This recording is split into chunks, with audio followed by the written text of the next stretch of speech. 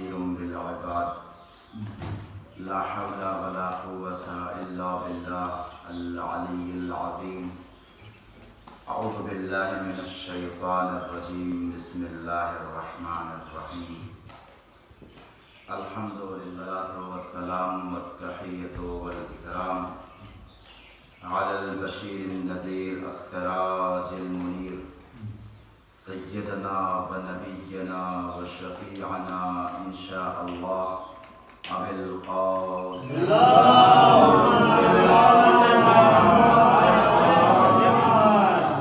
اللهم صل عليه وعلى أهل بيته مظاهر جلالك وجمالك الذين كلامهم نور وأمرهم رشد ووصيتهم التقوى وفعلهم الخير وعادتهم الإحسان وسجيتهم الكرم واللعنة الدائمة الباقية على أعدائهم أجمعين الشاكين فيهم المنحرفين عنهم أجمعين لا سيما على فلان وفلان وفلان من الآن إلى قيام يوم الدين رب اشرح لي صدري ويسر لي أمري واحلل عقدة من لساني يفقهوا قولي أما بعد فقد قال رسول الله صلى الله عليه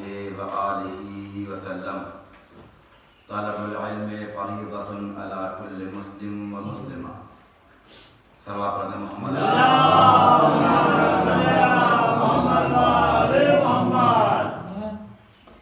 پیغمبر اکرم کی مشہور و معروف حدیث مبارک ہے کہ فرماتے ہیں علم کا حاصل کرنا ہر مسلمان مرد و عورت کے اوپر لازم ہے اور ضروری ہے اور فرض ہے، یہ کہ علم کو ہی کمال ہے، علم کو ہی شرف ہے اور علم کو ہی فضیلت ہے۔ مسلسل یہ ایام جو چل رہے ہیں منسوب ہیں صدیقہ طاہرہ سلام اللہ علیہا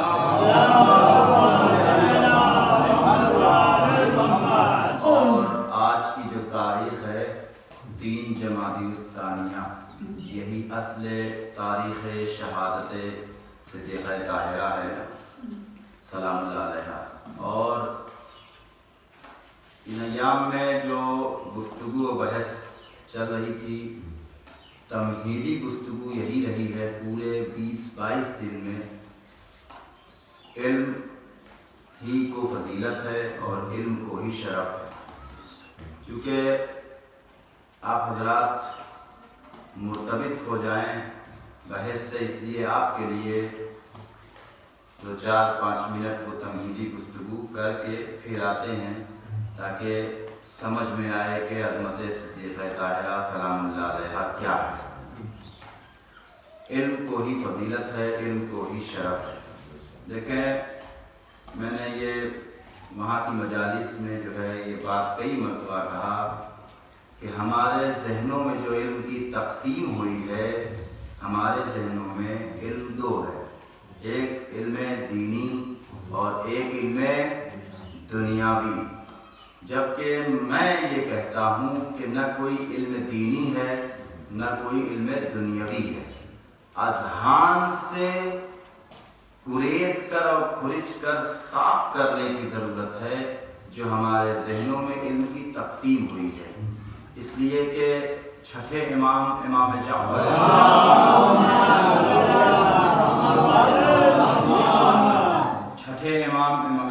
صادق علیہ السلام فرماتے ہیں کہ انما الاعمال بالنیات، ہر عمل کا دار و مدار نیت پر ہے، جیسی نیت ویسی برکت۔ اور بعض روایتیں تو یہاں تک کہتی ہیں کہ نیت المؤمن خیر من عملہ، کہ مومن کی نیت اس کے عمل سے بہتر ہے۔ تو اب ان دونوں حدیثوں کی روشنی میں یہ پوری ذمہ داری کے ساتھ میں یہ جملہ کہہ سکتا ہوں نہ کوئی علم دینی ہے نہ کوئی علم دنیاوی ہے، بلکہ ہماری نیت طے کرے گی کہ یہ علم دینی ہے یہ دنیاوی ہے۔ اگر علم دینی بھی ہے لیکن نیت دنیا ہے تو وہ علم دنیاوی کہا جائے گا۔ علم دنیاوی ہے مگر نیت دین ہے تو وہ علم دینی کہا جائے گا۔ ہماری نیت طے کرے گی کہ یہ کون سا علم ہے۔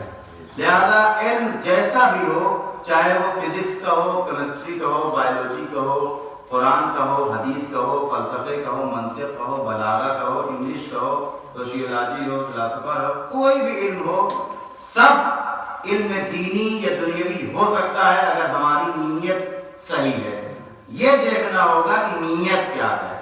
اور آپ یقین جانیے بغیر علم کے انسان کو نہ نجات ہے، بغیر علم کے نہ معرفت ہے۔ سارے علوم میں سب سے بہترین علم کون سا ہے؟ کہا کہ جس علم کے ذریعے سے انسان اپنے رب تک پہنچ جائے۔ اسی لیے بعض روایتوں میں عالم بھی بس اسی کو کہا گیا ہے اور چالاک اسی کو کہا گیا ہے کہ جو اپنی عقل اور اپنے علم کے ذریعے سے معبود تک پہنچ جائے۔ باقی سب جاہل ہیں اور بیوقوف ہیں، ہوشیار۔ اور اسی لیے دنیا میں جو کرائٹیریا بنایا گیا ہے عقل کا اور چالاکی کا، دین نے وہ کرائٹیریا نہیں بنایا ہے۔ چالاک اس لیے کہ میں نے بارہا یہ مجلس میں کہا ہے کہ دیکھیے اگر آپ اس کو یوں سمجھنا چاہیں کہ جیسے اگر آپ کسی ایگزام میں بیٹھتے ہیں، چاہے آئی ایس کا ہو کسی ایس کا ہو، تو 3 چرن میں ہوتا ہے۔ ایک ہوتا ہے پری، ایک ہوتا ہے مین اور ایک ہوتا ہے انٹرویو۔ یہی 3 ہے۔ تو آپ چاہے ایام ادائے سید الشہداء ہو یا ایام فاطمیہ ہو یا سرخم ہو یا 40واں ہو یا اس کے علاوہ دیگر کہیں پر بھی محافل و مجالس اگر منعقد ہوں، تو جہاں سے بھی آپ کو علم مل رہا ہو یہ پری کہا جائے گا۔ مین کیا ہے؟ کا زندگی بھر کے آپ کے یہ عملیات جو آپ صبح مساء جو کر رہے ہیں وہ آپ کا مین ہوگا۔ انٹرویو کہاں ہوگا؟ کہ انٹرویو قبر میں ہوگا۔ جب وہاں پہ ملائکہ آئیں گے تب پتا چلے گا کہ کون کتنا بڑا عالم ہے۔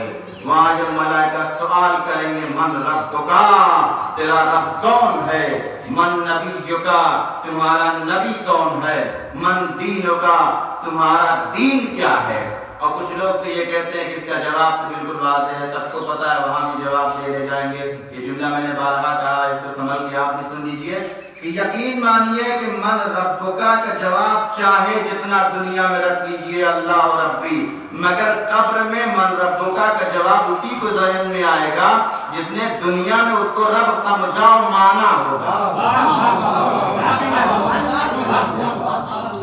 من دینکا کا جواب الاسلام و دینی قبر میں اسی کے ذہن میں آئے گا جس نے زندگی بھر اسلام کے قوانین کی رعایت کی ہوگی۔ من کتابکا کا جواب القرآن و کتابی اسی کے ذہن میں قبر میں آئے گا جس نے دنیا میں قرآن کی تلاوت کی ہوگی اور احترام کیا ہوگا، مگر اگر کسی نے 26 آیت پہ اعتراض کیا ہوگا تو اس کی سمجھ میں اس کا جواب نہیں آئے گا۔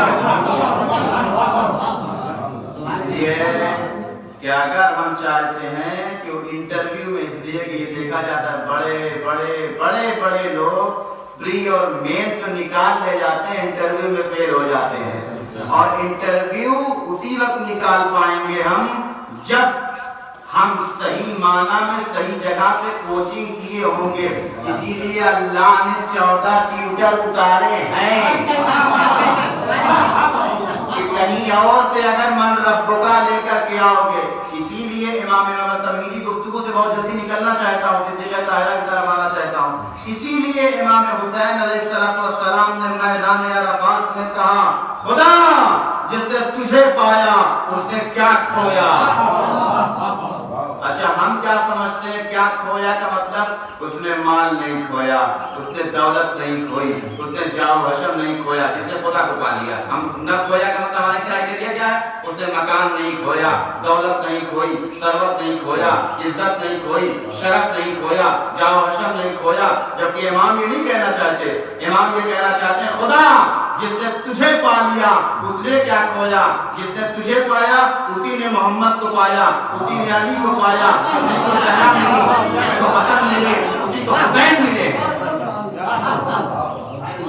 اور جس نے تجھے چھوڑ دیا نہ اس کو محمد ملے ہیں، نہ اس کو علی ملے ہیں، نہ اس کو حسن ملے ہیں۔ اور آپ دیکھ لیجئے دادا، جس نے بھی خدا کو چھوڑ کر کے ڈائریکٹ محمد کو پکڑا ہے، بڑا بھائی مانا ہے، نبی نہیں مانا۔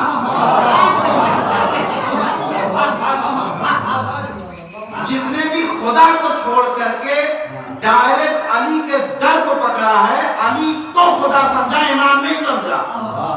علی کو خدا سمجھ بیٹھے، نصیریت، اخباریت، ملنگیت کتنا زیادہ ہے عشق علی سے، مگر چونکہ خدا کو چھوڑ کر کے ڈائریکٹ علی کے در پہ گئے، علی کو خدا سمجھ بیٹھے۔ اس لیے ہمارے یہاں اصول دین میں پہلے نمبر پہ کیا رکھا گیا؟ اصول دین یعنی اول بلا وجہ نہیں، پہلے توحید سمجھو، پھر اس کی عدالت سمجھو، تب تیسرے نبوت اور چوتھے امامت، پھر اس کے بعد قیامت۔ مگر جس نے ڈائریکٹ نبوت و امامت کو سمجھا، خدا جس نے تجھے کھویا وہ ہمیں پا کر کے بھی کچھ نہیں کر سکتا۔ اس لیے میں یہ جملہ میں نکل چلوں تمہیدی گفتگو سے کہ جس نے خدا کو چھوڑ دیا ہے اس نے اہل بیت کو بھی نہیں پایا ہے۔ اس لیے پہلا مرحلہ کیا ہے؟ خدا کا۔ اس لیے کہ یقین جانیں کہ جس نے بھی صحیح معنی میں خدا کو سمجھا ہے اس نے ہی ان کی اہمیت کو سمجھا ہے۔ میرے پاس وقت نہیں ہے کہ میں تمہید کو زیادہ طولانی کروں کہ اس نے ہی اہل بیت علیہ السلام کو سمجھا ہے۔ تو اب میں سمجھ کے کہہ دوں کہ جو لوگ زہرا کے گھر پہ آگ و لکڑی لے کر کے آئے تھے، یہ لوگ گویا خدا کے مقابلے میں آئے تھے، اس لیے کہ ان سے دشمنی کا مطلب کہ ان کا خدا پر بھی ایمان نہیں ہے۔ اب وہ انشاءاللہ آخر میں آپ کے سامنے دو چار آیتیں پیش کروں گا جس سے پتہ چلے گا کہ واقعاً یہ لوگ خدا اور قرآن پر بھی عقیدہ نہیں رکھتے ہیں۔ صدیقہ طاہرہ سلام اللہ علیہا معمولی ہستی نہیں ہے، معمولی شخصیت نہیں ہے۔ اللہ نے ان کو لقب کیا ہے؟ صدیقہ کا، صدیقیت کا لقب ان کے پاس ہے۔ اب وہ الگ بات ہے کہ غیر لوگ بھی بنا کریں، لیکن صدیقیت کا بھی کچھ معیار ہوتا ہے۔ ہر ایرو غیرو نفسو غیرو صدیق نہیں ہو سکتا۔ صدیقیت کا بھی ایک کرائیٹیریا ہے، ایک معیار ہے جہاں پہ تولا جائے گا۔ قرآن نے کیا معیار بتایا صدیقیت کا؟ جناب یوسف علیہ السلام قید خانے میں بند کر دیے گئے زلیخا کے اتیاچار کی بنیاد پر۔ اللہ نے جناب یوسف کو ہنر دیا تھا کہ وہ خواب کی تعبیر بتا سکتے تھے۔ آ گئے دو لوگ، ہمارا خواب بتا دیجئے، دیکھا ہے ہم نے، تعبیر کیا ہوگی؟ کہا بتاؤ۔ ایک آیا، کہا کہ میں نے خواب دیکھا نیند کے عالم میں کہ میں باغ سے انگور سے رس نچوڑ رہا ہوں اور بادشاہ کو پلا رہا ہوں جام بنا بنا کر کے۔ تو جناب یوسف نے آنکھ کو اسی بند کیا، کیا کہ 3 دن کے بعد آج سے جو ہے تم آزاد کر دیے جاؤ گے اور اپنے منصب پہ پھر بحال ہو جاؤ گے جہاں سے تم آئے تھے۔ تمہارا کیا خواب ہے؟ تم بیان کرو۔ کہ ہم نے خواب دیکھا کہ سر پر سینی ہے، سینی میں روٹی ہے، پرندے آتے ہیں، روٹیاں لے لے کر جاتے ہیں۔ پھر جناب یوسف علیہ السلام نے ایک مرتبہ آنکھوں کو بند کیا، کہا تمہارے خواب کی تعبیر یہ ہے کہ آج سے 3 دن کے بعد تمہیں پھانسی دے دی جائے گی۔ ہکا بکا پریشان کہ او دیکھو، ڈر گیا کہ میں نے جتنا اچھا خواب دیکھا تھا پرندوں کو روٹی کھلانا، کچھ اور ہی سمجھ کے آئے تھے۔ گھبرا گئے، موت کا نام سن کر خوف زدہ ہوئے۔ جیسے ہی خوف زدہ ہوا، بڑھ کے کہا او دیکھو یوسف نے ایک جھوٹے خواب کی تعبیر بتا دی ہے، میں نے تو کوئی خواب ہی نہیں دیکھا تھا۔ جیسے ہی یہ کہا میں نے کوئی خواب نہیں دیکھا، بڑھ کے ایک مرتبہ نبی اللہ یوسف نے کہا سنو، تم نے دیکھا ہو یا نہ دیکھا ہو، ہم کہہ چکے، ہم کہہ چکے، اب دیکھا ہو یا نہ دیکھا ہو۔ جیسے ہی یوسف نے کہا کہ ہم کہہ چکے، بڑھ کے قرآن نے یوسف کو خطاب کیا ایھا الصدیق، اے وہ کہ جو صدیق ہے۔ تو قرآن سے ایک فارمولہ تو پتا چلا کہ صدیق اسے نہیں کہتے جو سچ بولتا ہے، صدیق اس کو کہتے جو کہہ دے वही सच हो जाए।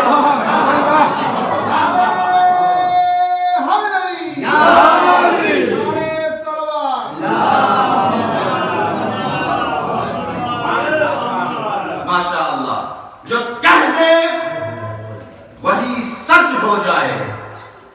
ज़हरा ने सिर्फ इतना ही कहा था, तुम्हारे कपड़े दर्जी लेकर के आएगा। गया या नहीं था किसी दर्जी के यहाँ, जिम्मेदारी के साथ कह रहा हूं। अब रिजवान जन्नत भी होगा तो दर ज़हरा पे आके कहना होगा कि हम दर्जी हुसैन हैं, अना खय्यातुल हुसैन, मैं हुसैन का खय्यात हूं। जो कह दे वही सच हो जाए। सच बोलने वाले को सिद्दीक नहीं कहते, वरना तो आप भी सच कहते हैं, आप भी सच बोलते हैं, आप भी सच बोलते हैं, आप भी झूठा कौन है? ऐसे तो सब सिद्दीक हो जाए, ये सिद्दीक नहीं है। कह दिया हो जाए, और इनका आलम क्या है? कह दिया हो जाए कि मंदिर तो बहुत दूर की है, कह दे तो हुआ काम रुक जाए, कह दे तो हुआ काम रुक जाए। इनका आलम ये है। बहरहाल ये सिद्दीक है, और इसकी गवाही मुबाइले के मैदान में ईसाइयों ने दिया। अरे ये तो ऐसे सच्चे हैं कि अगर हुक्म दे दे तो पहाड़ अपनी जगह छोड़ता है। मंजिल क्या है? वो अपनी जगह छोड़ दे। ये है ज़हरा, ये है सिद्दीक़ा ताहिरा। अब अगर आप बेदार हैं तो बस मैं एक आयत जो बड़ी मशहूर है वो आपको समझाना चाहता हूँ। देखते हैं जो मैंने तमहीद बनाई थी इल्म, अगर इन 14 ट्यूटर से हट करके इल्म हासिल किया तो हमेशा जहालत गुमराह नहीं करती, कभी कभी इल्म भी गुमराह करता है। ये आप जान लीजिए। लैसा फिल इल्म बिकसरति तअल्लुम वल इल्म नूरुन यक़ज़िफ़ुल्लाहु फ़ी क़ल्बि मन यशा। हम लोग तो इसी मैदान में ना देख रहे हैं, ज्यादातर किसी भी जबान, चाहे इंग्लिश हो, हिंदी हो, तेलुगु हो, अगर उसको सीखना है तो हमको ग्रामर पढ़नी होगी ना। अगर आप इंग्लिश सीखना चाहते हैं क्या करना होगा? टेंस पढ़िए, present indefinite continuous, perfect, perfect continuous, ये सब पढ़ना होगा। एक्टिव, पैसिव, डायरेक्ट, इनडायरेक्ट, ये सब तब आप थोड़ा बहुत इंग्लिश। ठीक है कि इंग्लिश स्पीकिंग में ग्रामर का बहुत ज्यादा रोल नहीं है, लेकिन बगैर ग्रामर के आप नहीं चल सकते।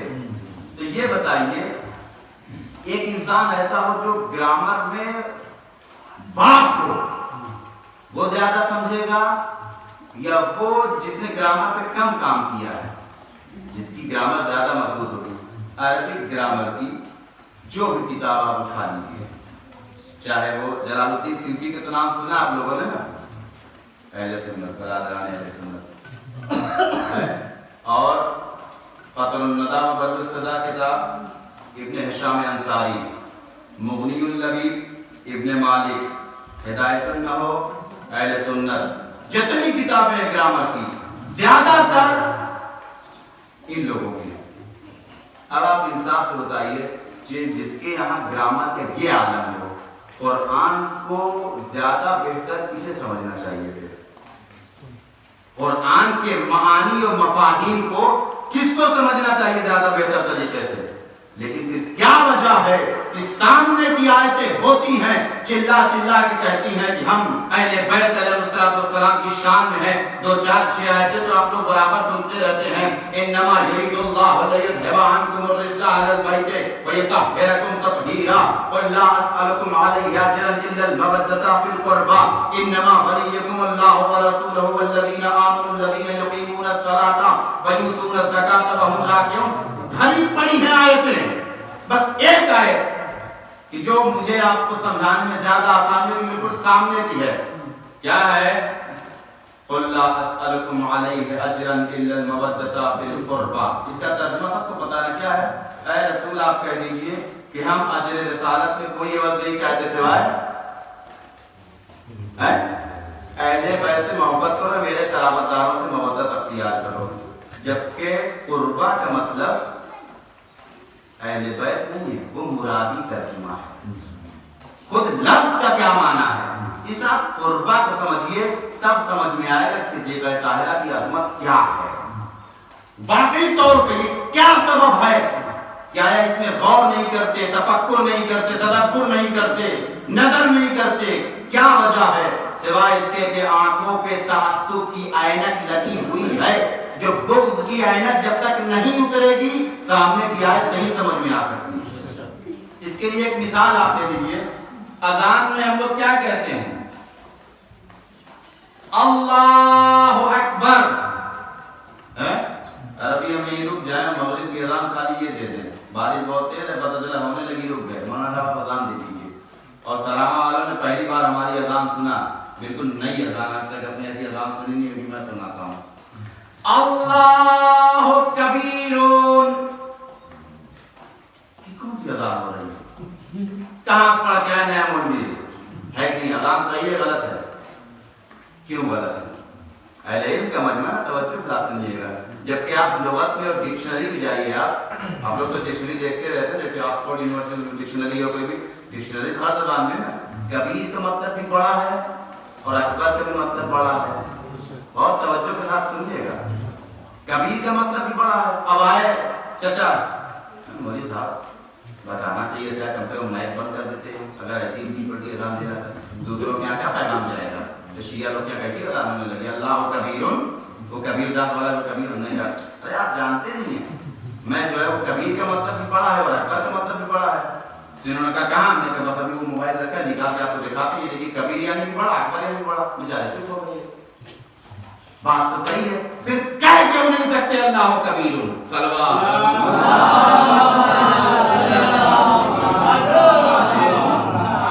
پھر اللہ کبیرون کیوں نہیں کہہ سکتے جبکہ دونوں کا معنی سیم ہے؟ اس کو ایک مثال کے ذریعے آپ کی سمجھیے. جیسے ابھی کہا جائے کہ ماشاءاللہ ابھی جو انہوں نے پیشخانی کی ہے بہت اچھی، اللہ ان کو سلامت رکھے، ویری گڈ، بہت اچھی پیشخانی کیا، بی بی زہرا ان کو اجر دیں. اور اس کے بعد جو ہے کہا مولوی صاحب کہا انہوں نے بھی اچھی کی، بہت اچھی کی، زبردست. کہا اچھا یہ بتاؤ کہ انہوں نے بھی اچھی کی اور انہوں نے بھی اچھی کی، دونوں میں زیادہ اچھی کس نے کیا؟ دونوں میں زیادہ اچھی کس نے کیا؟ کہا دونوں میں زیادہ اچھی مطلب چونکہ ان کی عمر زیادہ ہے، یہ بڑے ہیں تو بڑا تو زیادہ اچھی کرے گا. تو اچھی ان کی بھی ہے، اچھی ان کی بھی ہے، لیکن ان کی والی تھوڑا یہ 19 ہے، یہ 20 ہے. اب سمجھے آپ؟ اسی لیے کبھی بھی یہ مت کہیے کہ حسین یزید سے افضل ہیں. کبھی بھی نہ کہیے کہ حسین یزید سے افضل ہے. اگر آپ کہیں گے حسین یزید سے افضل ہے کا مطلب یہ ہوگا کہ جیسے یہ ان سے اچھا پڑھے ہیں، مطلب آپ نے اندر اندر یہ مان لیا ہے کہ فضیلت یزید کے پاس بھی ہے، فضیلت حسین کے پاس بھی ہے، بس حسین اور یزید میں یہ فرق ہے، یزید تھوڑا افضل ہے، حسین زیادہ افضل ہے. جبکہ یہ کبھی نہ کہیے حسین ہی افضل ہے. کبھی بھی حسین اور یزید کا تقابل نہیں ہو سکتا، کیونکہ تقابل کا مطلب جیسے ان کا تقابل کیا تو پڑھا دونوں لوگوں نے اچھا، انہوں نے زیادہ اچھا پڑھا، ان سے تقابل نہیں ہو سکتا. حسین ہی افضل ہے، کوئی افضل نہیں ہے ان سے. اس کے بعد کہا کہ چچا تو پیشانی بھی کیا، وہ سوچ پڑھا ہے. اب بتاؤ ان تینوں لوگوں میں کیا ان کا دونوں کا تو تقابل ہے، لیکن دادا کا انہوں نے سب سے اچھا پڑھا ہے، ان کا کسی سے کوئی مقابلہ ہی نہیں ہے. اب یہ اگر سب سے، اس کو کیا کہتے ہیں؟ پازیٹیو، کمپیریٹیو اور سپرلیٹیو ڈگری. یہی تو گڈ، بیٹر، بیسٹ، یہی نا فرق ہے. اگر آپ کہیں گے ویری گڈ تو وہ بات نہیں، ویری گڈ کا مطلب 100 میں 60 نمبر، اور بیٹر کا مطلب یہ کہ 80 نمبر دو لڑکے لائے، ان کا بھی 80 نمبر، ان کا بھی 80 نمبر، بیٹر یعنی کمپیریزن کرایا جا رہا ہے. لیکن اگر 100 نمبر آ جائے تو گڈ اور بیٹر نہیں آئے گا، بیسٹ، سب سے اچھا. کبیر اور اکبر میں یہی فرق ہے، اگر آپ سمجھ گئے ہو. کبیر اور اکبر میں کبیر بڑا، اکبر بڑا، مگر کبیر وہاں بولا جاتا ہے جب دو بڑے ہوں. جب دو بڑے ہوں. اگر اللہ کبیر کہیں تو اللہ کی بزرگی اور بڑائی تو ثابت ہو جائے گی، مگر لوگوں کو یہ سمجھ میں آئے گا شاید کوئی اور خدا بھی ہے. सकते अल्लाह कबीर, सुपरलेटिव डिग्री, अल्लाह अकबर, अल्लाह से बड़ा कोई नहीं है। तो अब समझ में अकबर क्या है? अगर कहीं पे अकबर आ जाए तो क्या होगा? वो सबसे बड़ा। अगर एक मर्द के लिए इस्तेमाल करना हो, मुज़क्कर हो, मेल के लिए, तो उसके लिए क्या कहेंगे? अकबर। और अगर किसी औरत के लिए कहना हो, जैसे दो है ना, सिर्फ मेल और फीमेल है, अगर किसी औरत के लिए कहना हो कि ये सबसे बड़ी है, तो उसके लिए कुबरा आएगा। अब ये ना समझिएगा कि अल्लाह के लिए मुज़क्कर इस्तेमाल हुआ तो इसका मतलब कोई मुअन्नस भी है जो अल्लाहीन है, अल्लाह मियां की बीवी, नऊज़ुबिल्लाह, ये नहीं है। ये अल्लाह के लिए मुज़क्कर इसलिए इस्तेमाल किया गया कि मर्द और औरत में मर्द को होती है, इसलिए मर्द का सेवा इस्तेमाल किया गया। तो अगर औरत के लिए इस्तेमाल करना हो तो क्या होगा? कुबरा। अगर सुपरलेटिव आपको इस्तेमाल करना हो, अलबत्ता ये ध्यान रखिएगा, इमला बे के ऊपर साकिन है, काफ पे पेश कुब, रे ये खड़ा अलिफ, कुबरा। अगर कोई सबसे छोटा हो, मर्द के लिए कहना हो, तो उसके लिए क्या वज़न है? असगर, अलिफ सॉद ज़बर अस, सॉद साकिन, गैन ज़बर गर, असगर। ये सबसे छोटा मर्द। और अगर कह रहा हूं ये सबसे छोटी औरत, तो उसके लिए मुअन्नस में क्या आएगा? सोगरा, स्वाद गैन पेश सो, रे ये खड़ा अलिफ, सोगरा, बड़ा छोटा। इस तरह से अगर आप किसी भी चीज के लिए इस्तेमाल कर सकते हैं। मसलन अगर हमको ये कहना हो कि ये जो है हमसे बहुत ज्यादा करीब है, तो उसके लिए क्या लफ्ज़ है? काफ रे पे जैसे करीब इस्तेमाल होता है। लेकिन अगर कहना हो सबसे करीब है, तो उसके लिए कौन सा लफ्ज़ इस्तेमाल होगा? अक़रब। वही अकबर, असगर, वज़न वही है ना सर? अलिफ काफ पे ज़बर अक, रे पे ज़बर अक़रब। ठीक है, अक़रब और करीब में ही फर्क है। कासिम भाई जो है वो आपसे करीब नहीं है, वो अक़रब है। हम लोग करीब हो जाएंगे लेकिन अक़रब नहीं हो सकते। अक़रब कौन होगा? जो जुज़ होगा, जो टुकड़ा होगा, जो हमारा खून होगा। वो आपका बेटा आपसे अक़रब होगा या हम लोग होंगे? ये फितरी चीज है। आप हमारे वालिद साहब के करीब हो सकते हैं, करीब तरीन हो सकते हैं, अक़रब नहीं हो सकते। अगर किसी औरत के लिए इस्तेमाल करना हो तो उसी अक़रब को आप मुअन्नस क्या बनाएंगे? कुबरा, सुगरा। तो मुअन्नस क्या होगा? कुर्बा, कुर्बा। अलबत्ता ये साकिन और ज़बर की इसलिए हमने कायद लगाया है क्योंकि साकिन और ज़बर की बड़ी अहमियत है। एक बार हमारे दोस्त थे, वहाँ की बैठे, तब हमने कहा भाई आप लोग तो जो है फौजला हैं, क्या कहना, अल्लाह सलामत रखे। तो कह रहे खान साहब ये बताइए वो साकिन है या मुतहर्रिक? हमने कहा क्यों? कहते कि अगर आप उसमें हरकत दे देंगे, फौजला कहेंगे तो पखाना उसका मतलब है, टॉयलेट। और अगर साकिन कर देंगे तो फजीलत वाला। अब समझे आप, कुरान में इसीलिए कहा गया कि साकिन और ज़बर बहुत संभल के पढ़ने की जरूरत है, वरना नुक्ते से खुदा जुदा भी हो जाता है। नुक्ते से, नुक्ते के घेर फेर से खुदा जुदा हो जाएगा। तो कुर्बा, काफ रे पेश कुर, बेगी अलिफ, कुर्बा। तो अब मतलब तर्जुमा क्या होगा कुर्बा का? यानी सबसे करीब तरीन कोई औरत। अब आइए आप कुरान की इस आयत का तर्जुमा कीजिए। कुल ला अस्अलुकुम अलैहि अजरन इल्ला अल-मवद्दता फिल कुर्बा। मेरे हबीब इन लोगों से कह दो क्या हम अजर रिसालत में कुछ नहीं चाहते सिवाय उस एक औरत की मोहब्बत के जो आपसे सबसे ज्यादा करीब नहीं, अक़रब है। इसके करीब में और भी आएगा। उम्मे ऐमन करीब है पैगंबर से, अक़रब नहीं है। उम्मे ऐमन करीब है, अक़रब नहीं है। उम्मे सलमा करीब है, अक़रब नहीं है। मुसलमानों की अम्मा, अम्मा अब नाम तो आप जानते हैं, वो करीब है, अक़रब नहीं है। अक़रब ये जो सबसे करीब हो। अब इस अक़रब और कुर्बा में वही वज़न होगा जो अल्लाह वाले अकबर में है। जैसे वहां कबीर और अकबर में फर्क है, वैसे ही यहाँ करीब और कुर्बा में फर्क है। चाहे उम्मे ऐमन हो, चाहे उम्मे सलमा हो, चाहे मुसलमानों की अम्मा हो या पैगंबर की दूसरी बीवियां हो, वो करीब हो सकती हैं, अक़रब नहीं हो सकती। करीब का मतलब तकाबुल होता ہے یہ بیوی بھی قریب ہے، یہ بیوی بھی قریب ہے، یہ بھی قریب ہے جیسے کبیر میں، لیکن اگر اقرب ہو جائے یعنی کوئی تقابل نہیں ہے، قرآن کہتا ہے میرے حبیب کہہ دو کہ ہم تم سے اجر رسالت میں کچھ نہیں چاہتے سوائے اس ایک عورت کی محبت کے جو آپ سے سب سے زیادہ قریب ہے، اقرب ہے۔ اب بتائیے شہزادی کونین، اب جو ہم ترجمہ کرتے ہیں اہل بیت نا، یہ مرادی ترجمہ ہے۔ قربا کا مطلب اہل بیت نہیں ہے، قربا کا صاف معنی یہ ہے کہ سب سے قریب کوئی ایک عورت، کبرا سب سے بڑی کوئی ایک عورت، صغرا سب سے کوئی ایک چھوٹی عورت۔ اب بتائیے جو اہل بیت کا ہم ترجمہ کرتے ہیں وہ اس لیے کہ اولنا محمد، اوسطنا محمد، آخرنا محمد، کلنا محمد، ایک کے لیے اگر ہو تو مراد سب ہوتے ہیں۔ اگر شہزادی کونین کی محبت مانی گئی ہے یعنی علی کی محبت، حسن کی محبت، حسین کی محبت، باقر کی محبت، جتنے ائمہ طاہرین علیہ السلام ہیں سب کی محبت اختیار کرنا ہے۔ یعنی قرآن میں طاہرہ کے لیے کہ ہم اس قریب ترین عورت کی محبت چاہتے ہیں، یہ آیت نہ سمجھ میں آتی اگر پیغمبر کی یہ حدیث نہ ہوتی فاطمہ تو بضعۃ منی، فاطمہ میرا ٹکڑا ہے۔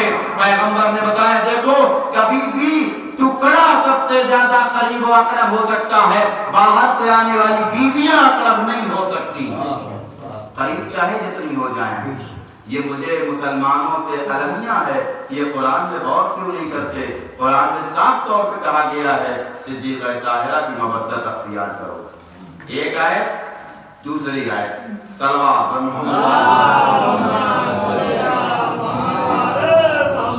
کیا ہے عظمت صدیقہ طاہرہ سلام اللہ علیہا، اللہ نے ان کو محور بنایا ہے۔ آپ بتائیے جب گئے ہیں چادر تطہیر کے نیچے سب کے سب لوگ، کیا کہا جبریل نے؟ یا رب ومن تحت الکساء، یہ چادر کے اندر ہے کون؟ تو اس کو ہم لوگ کیا کہتے ہیں، چونکہ سارے انوار ایک ساتھ جمع ہو گئے اس لیے نہ پہچان پائے۔ اس کو دوسرا رخ بھی تو دے سکتے ہیں کہ سارے انوار کے جمع ہونے کی وجہ سے سب ایک جیسے ہو گئے اس لیے جبریل نہ پہچان پائے۔ یہ بھی تو ہو سکتا ہے کہ صدیقہ طاہرہ کی چادر اتنی پاک و پاکیزہ تھی کہ اس پار سے اس پار دکھائی نہیں دیتا تھا۔ صدیقہ طاہرہ کی چادر میں ایسا پردہ تھا کہ کوئی اس پار سے اس پار نہیں دیکھ سکتا تھا۔ جب چادر کے نیچے سارے انوار مطہرہ آ گئے جبریل بھی نہ سمجھ پائے کہ کون ہے نیچے۔ یہ چادر کی عظمت ہے۔ صدیقہ طاہرہ کی عظمت و منزلت کو دیکھیں اور تعارف بھی کرایا گیا تو انہی کے ذریعے سے کیا کہا گیا، ہم فاطمہ و ابوہا و بالہا و بنوہا۔ کیوں؟ اس لیے کہ یہی محور ہیں، یہی مرکز ہے۔ آپ کنجکن کو اٹھا کے دیکھ لیجئے، محمد، علی، فاطمہ، حسن، حسین، یہ پانچوں میں کوئی بھی ایک ایسا نہیں ہے صدیقہ طاہرہ کے علاوہ جن کا سب سے ایک دوسرے کا رشتہ ڈائریکٹ ہو، براہ راست کسی کا نہیں ہے۔ آپ دیکھ لیجئے علی علیہ السلام پیغمبر کے چچیرے بھائی، بیچ میں چچیرا لگ کے نہیں لگا، ڈائریکٹ نہیں ہے۔ امام حسن علیہ السلام مولا علی تو ڈائریکٹ ہے کہ باپ ہیں، ماں سے تو ڈائریکٹ رابطہ ہے لیکن پیغمبر سے ڈائریکٹ نہیں، نانا ہے بیچ میں امی آ گئی، ڈائریکٹ کسی سے رابطہ نہیں۔ پیغمبر کا صرف شہزادی کونین سے ڈائریکٹ رابطہ بیٹی ہے، لیکن علی چچیرے بھائی میں داماد ہیں، بیچ میں رابطہ آ گیا۔ امام حسن اور امام حسین نواسے ہیں، ڈائریکٹ نہیں ہے نا، بیچ میں بیٹی ہے تب نواسے ہوئے۔ سارے انوار کو آپ دیکھ لیجیے ڈائریکٹ کسی کا رشتہ نہیں ہے، ایک دوسرے بیچ میں رابطہ ہے۔ صرف شہزادی کونین ہے جن کا سب سے ڈائریکٹ رشتہ ہے۔ پیغمبر ڈائریکٹ بابا، علی ڈائریکٹ شوہر، حسن ڈائریکٹ بیٹے، حسین ڈائریکٹ بیٹے۔ یہ پانچوں ہستیوں میں صرف صدیقہ طاہرہ ہے جن کا سب سے رشتہ ڈائریکٹ براہ راست ہے۔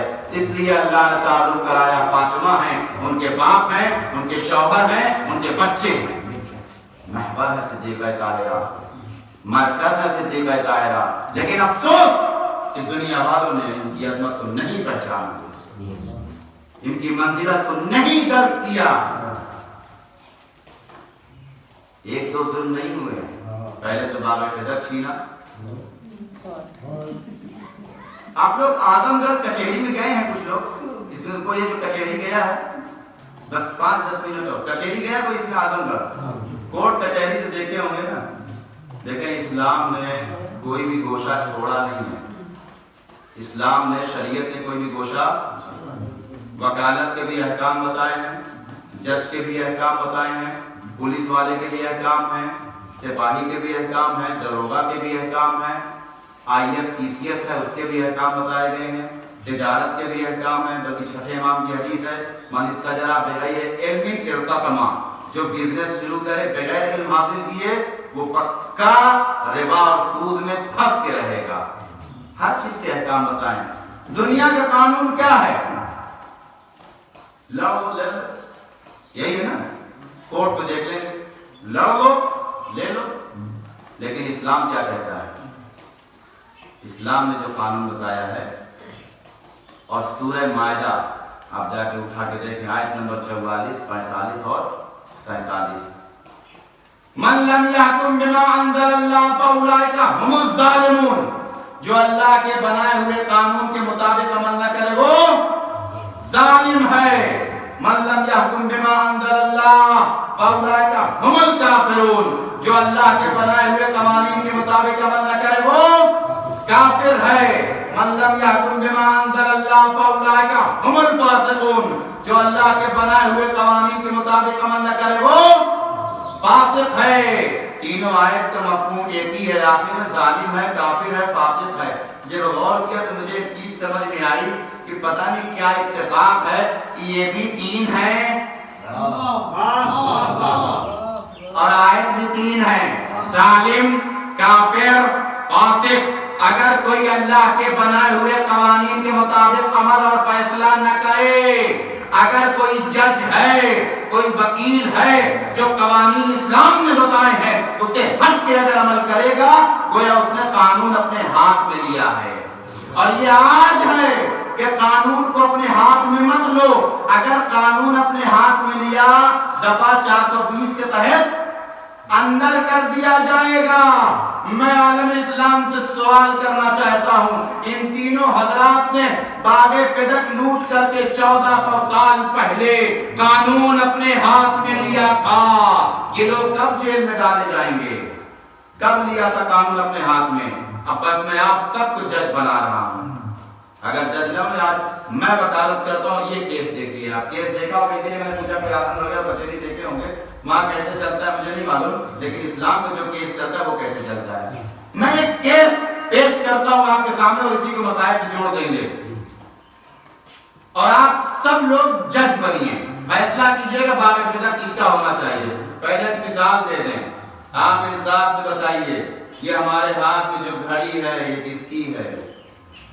سمجھیے کچہری لگ چکی، اسی کو سمجھ لیجئے کچھ دیر کے لیے. آشفانہ نہیں ہے، کچہری ہے. اور آپ سب لوگ جج بیٹھے، میں وکیل ہوں. کیس کیا ہے؟ باغ فدق کس کا ہے؟ Question mark. جج صاحب انصاف چاہتا ہوں، یہ گاڑی کس کی ہے؟ کیسے پتا؟ یہ لڑ رہے ہیں نا، کیسے پتا؟ ہمارے ہاتھ میں. احسن تم. اب سمجھ میں آیا اسلام اور عقل کبھی بھی ایک دوسرے کے خلاف نہیں جاتی. سب کی عقلوں نے یہ کہا کہ یہ گھڑی مولانا کی ہے، اسی لیے تو کلما حکم بہ العقل حکم بہ الشرع. جس چیز کا حکم عقل دیتی ہے وہی اسلام کہتا ہے. اسلام و شریعت عقل کے خلاف نہیں جا سکتے. اور جہاں کہیں پر بھی، بلکہ 8ویں امام نے کہا بھی ہے کہ دیکھو اگر پہچاننا ہو، کسی نے پوچھا، ابھی میں یہاں بیٹھا کر رہا تھا نا، سرسوں کا دانا اور چینی بالکل جو ہے مکس ہے. کیسے؟ امام نے ایک فارمولا بتایا، آپ بھی حدیثوں کو چھانٹ سکتے. یہ حدیثیں ہیں نا، اس کو آپ چھانٹ لیجیے کہ صحیح ہے غلط ہے. ایک قانون دے رہا ہوں آپ کو. اگر پہچاننا، امام نے کہا اگر کوئی حدیث یا روایت عقل کے خلاف جا رہی ہو سمجھ جانا وہ ہم نے نہیں کہا ہے،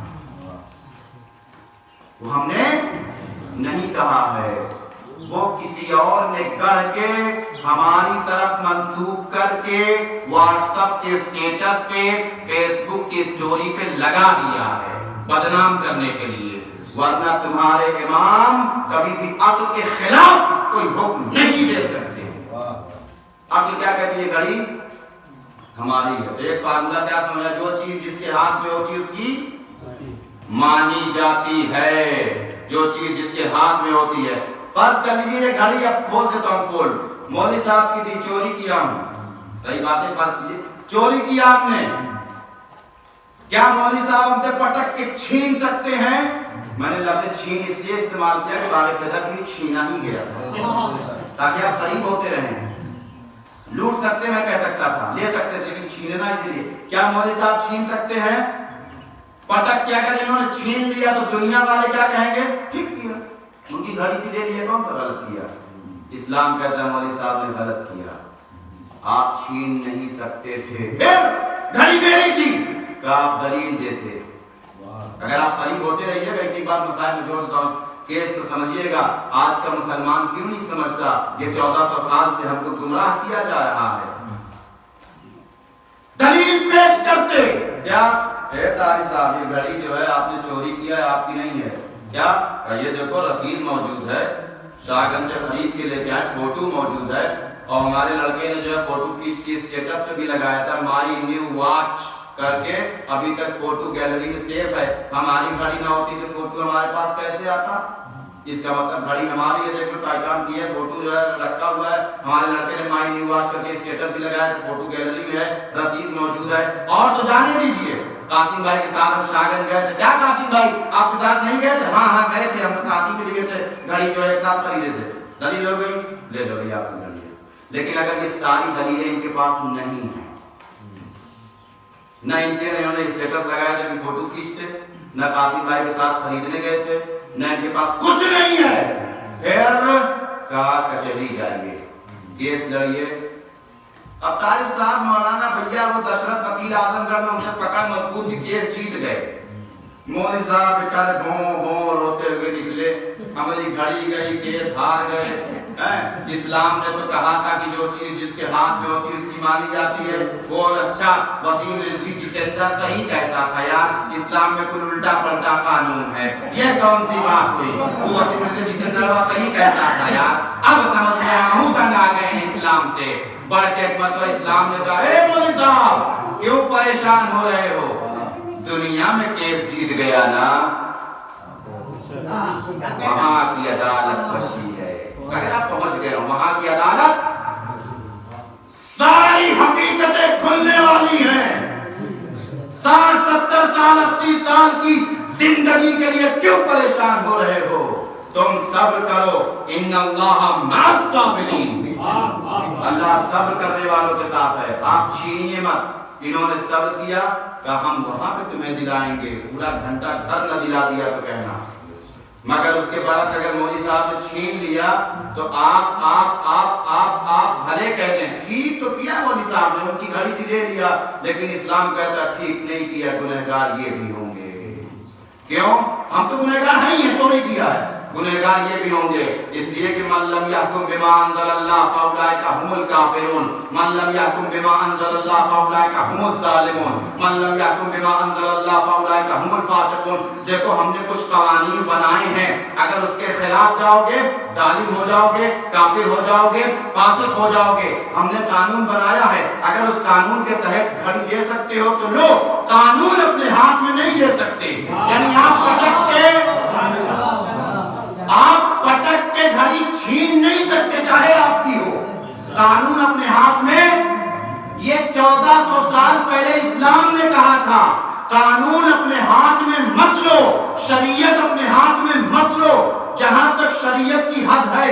آج دنیا والے کہتے ہیں قانون اپنے ہاتھ میں لینے والا 420 کا قیدی ہے، مگر مسلمانوں 1400 سال پہلے باغ فتح لوٹ کر کے ان لوگوں نے قانون اپنے ہاتھ میں لیا۔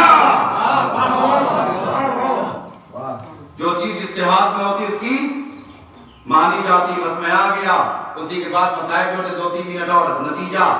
اب میں مسلمان ختم ہو گئی عدالت، جج صاحب فیصلہ کر دیجئے، کیس ختم ہو گیا. ہاں بھیا کیا کیس ہے؟ کیا باغ فدق ہے. ٹھیک ہے، قانون کیا ہے؟ شریعت نے قانون بتایا جو چیز جس کے ہاتھ میں ہوتی ہے اس کی مانی جاتی ہے. جج صاحب باغ فدق پہلے مرحلے میں کس کے ہاتھ میں تھا؟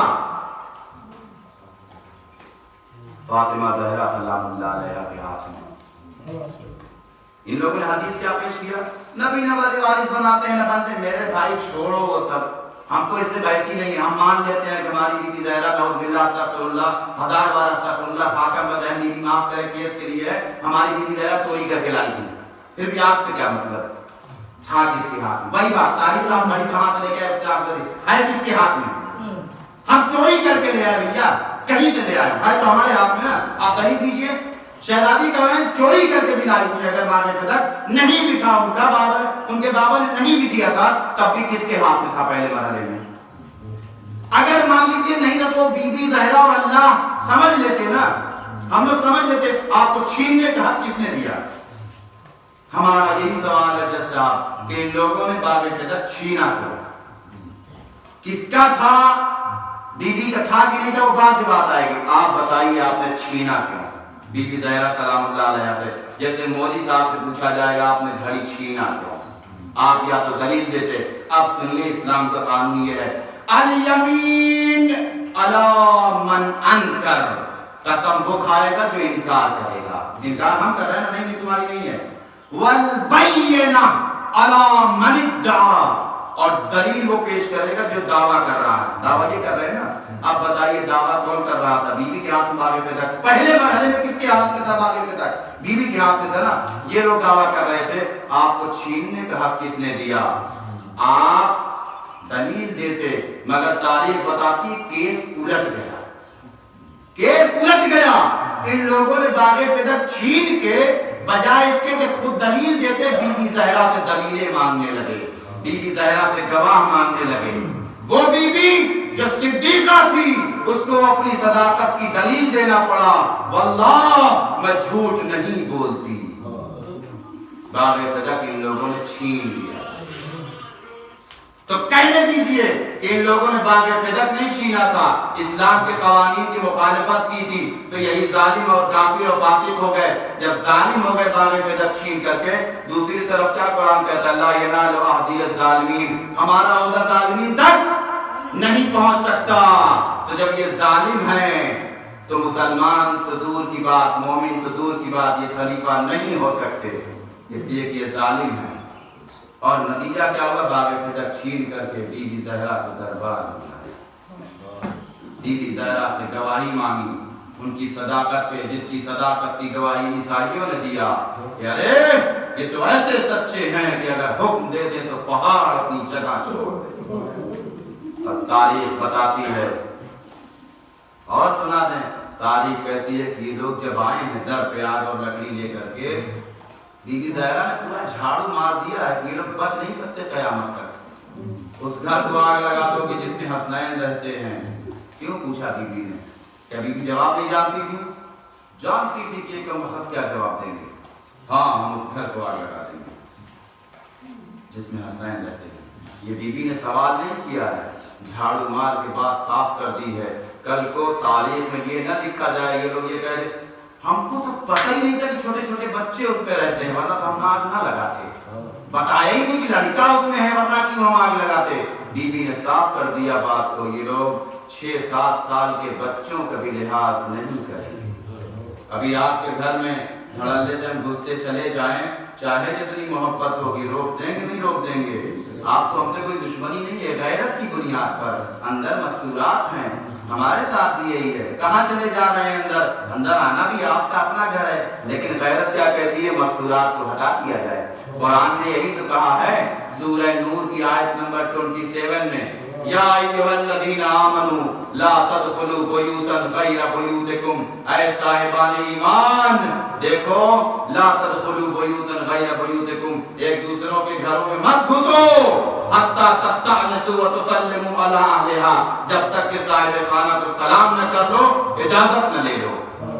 ان لوگوں نے گھر میں نہ سلام کیا نہ اجازت لی. تاریخ میں کہیں نہیں ملتا یہ لوگ نہ بیوی زہرا سے اجازت لیتے ہیں نہ سلام کرتے ہیں. شاید یہ بتانا چاہتے ہیں قرآن نے تو صاحبان ایمان کے لیے کہا ہے، ہم صاحبان ایمان نہیں ہیں، ہم کافر ہیں، لہذا ہم نہ اجازت دیں گے نہ سلام کریں گے بلکہ دروازے میں آگ لگائیں گے. اور روایات کہتی ہے دروازے میں آگ لگا دیا، دروازہ جلنے لگا.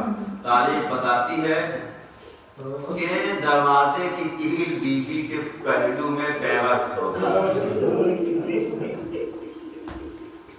کیل بیوی کے پہلو میں پیوست ہو گئی. کیسے ہوا؟ کہتے ہیں کہ دروازہ جب کچھ جل چکا، بیوی در و دیوار کے درمیان کھڑی تھی، ان لوگوں نے ایک لات ماری ہے، زہرا در و دیوار کے درمیان پس گئی ہے. اور بعض روایتوں نے تو یہاں تک لکھا کچھ دیر تک دروازے کو دبائے رکھا. گھر میں گھس گئے، علی کے گلے میں رسی کا پندہ ڈال دیا. روایات کہتی بی بی علی کے سامنے آ گئی، میں علی کو نہ لے جانے دوں گی. سینہ سے پر ہو گئی. قنفذ نامی ایک شخص تھا، اس نے کوڑا مارا ہے بی بی کے بازو پر. پانچویں امام محمد باقر علیہ السلام فرماتے ہیں، کہتے جب ایک زمانہ آیا ہے سارے گورنروں کی جب پراپرٹی 50% ضبط کی جانے لگی، قنفذ کو چھوڑ دیا گیا. کیوں چھوڑا گیا؟ امام فرماتے ہیں قنفذ کو شکرانے کے تحت چھوڑا گیا جو اس نے ہماری جدہ ماجدہ کو کوڑے لگائے تھے. اس کے عوض میں روایات کہتی ان لوگوں نے تلوار کے ذریعے بی بی کے شکم مبارک پہ ایسا وار کیا ہے، زہرا تڑپ گئی، فضا میرا محسن شہید ہو گیا. بی بی کو غش آ گیا.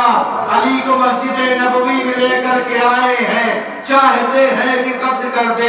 جیسے ہی بی بی کو افاقہ ہوا، وصلیہ ٹوٹ چکی ہے، کیل دھر چکی ہے، اپنا غم بھول گئے. فضا علی کہاں گئے؟ بی بی مسجد نبوی میں لے کر کے گئے ہیں، سر پہ چادر کو ڈالا، مسجد میں آئی ہے. علی کو چھوڑ دو ورنہ سر کے بال کھول دوں گی، بابا کا کرتا سر پہ رکھ لوں گی. روایات کہتی مسجد نبوی بلند ہونے لگی. اجر عمر سارا خدا کسی غم میں نہ رلائے سوائے غم اہل بیت کے. روایت کہتی مسجد نبوی بلند ہونے لگی. مولا کہتے سلمان زہرا کو روک لو ورنہ قیامت آ جائے گی. سلمان آئے ہیں، اے بی بی واپس چلی جائیے. سلمان نہیں دیکھ رہے ہو یہ لوگ علی کو قتل کرنا چاہتے ہیں. میں کہوں گا بی بی آپ نے صرف علی کے گلے میں رسی کا پھندا دیکھا، آپ سے برداشت ہو سکا. کوئی زینب کے کلیجے سے پوچھے 70 قدم کے فاصلے سے حسین کے تروتل میں جدائی دیکھی. زینب فریاد کرتی تھی شمار میرا بھائی پیاسا ہے، میرا بھائی بھوکا.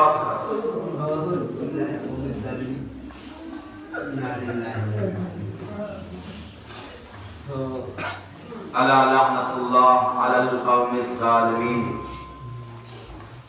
سيعلم الذين ظلموا أي منقلب ينقلبون.